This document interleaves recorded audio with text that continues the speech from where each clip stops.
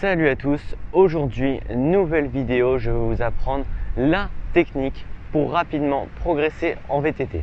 Cette astuce n'est pas compliquée et elle va grandement vous aider pour progresser dans le domaine du VTT. Donc même si vous n'arrivez pas à faire ce que je vais vous demander de faire dans cette vidéo, ne vous inquiétez pas, tout au long de la vidéo je vais vous donner des clés pour que vous puissiez réussir à rapidement progresser dans le domaine du VTT. Quand vous faites vos sorties VTT, vous êtes bien, il fait beau ou pas, mais bon, vous sentez que vous pédalez bien et que vous êtes à votre maximum et vous sentez intérieurement que voilà, vous ne pouvez pas aller plus vite. Mais pourtant, c'est faux, vous pourriez aller plus vite, mais le problème c'est que vous n'en êtes pas conscient.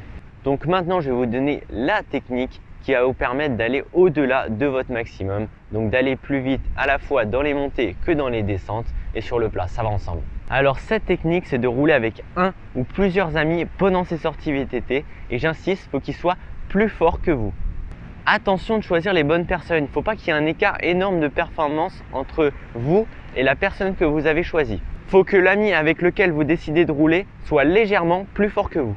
Je vais vous donner un exemple d'application pour cette méthode. Par exemple, dans les montées, la personne que vous avez choisie passe devant vous et en fait, votre objectif, ça va être qu'il ne creuse pas l'écart ou alors voir même si vous êtes vraiment en forme, vous allez essayer de le rattraper. C'est personnellement une méthode que j'applique pour progresser en VTT. Vous pouvez le voir dans mes vidéos où je filme mes sorties. Par exemple, en montée, je sais que je suis moins fort. Du coup, il y a Mika qui se met devant et moi, mon objectif, ça va être qu'il ne creuse pas l'écart dans la montée et voir voilà, si je suis en forme, j'essaie de le rattraper. Donc c'est très important de rouler avec des personnes un peu plus fortes que soi. Tant que j'y pense, n'hésitez pas à liker la vidéo et à vous abonner si la vidéo vous plaît et si vous pensez que ça peut aussi aider d'autres personnes. Après moi aussi voilà, j'aime bien les likes, quand je vois que la vidéo est beaucoup likée, ça veut dire que cette vidéo a plus plu que les autres. Donc vous aimez les vidéos de ce style là. Maintenant je peux prendre le cas contraire. À l'inverse, ça m'arrive des fois de rouler avec des gens qui sont moins forts que moi et je le vois vraiment, c'est beaucoup moins motivant. Tout à l'heure, je parlais de par exemple un qui passe devant s'il est plus fort que l'autre.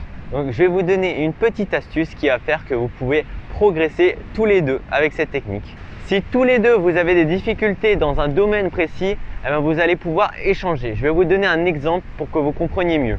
Moi par exemple, j'ai tendance à être plus fort en descente qu'en montée. Donc si le camarade que j'ai choisi, il est fort en montée, vu que je ne suis pas fort en montée, il pourra m'aider en passant devant moi.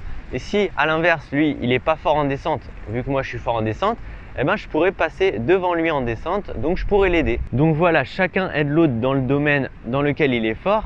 Et avec la technique que je viens de vous donner, c'est une bonne alternative parce que vous et votre camarade vont progresser en même temps.